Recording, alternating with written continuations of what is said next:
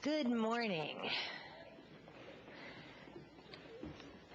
So, quite a while ago, when my daughter Megan, who is now here and quite bigger, when she was only 2.5, and it was almost Christmas time, we were going for a walk out near our home, and a family who lived near us had a great big nativity scene on their lawn.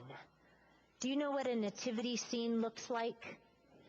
It has some people, some grown-ups and a baby, and sometimes there's some animals in it, and sometimes there's some people with crowns carrying gifts. And Megan saw this nativity scene and she said, "Mom, who's the goddess with the baby?"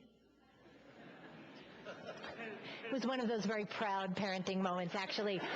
And since then, I've never looked at a nativity scene in quite the same way.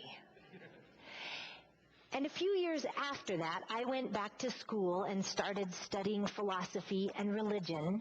And I was taking a class from a professor who had studied a lot and had traveled in Israel and in Palestine, where this original story is said to have taken place. And he said he's really surprised at how nativity scenes are made, because oftentimes the place where the baby is, which is supposed to be a manger or where the animals were fed, is made out of wood. And he said that in Israel, there's not a lot of trees, and they don't use the trees to make feeding mangers for the animals, and that actually they carve them out of stone. They are scooped out places. So what does that mean, to scoop out or carve out a place where we're going to put hope? What an interesting, different way to see a nativity scene.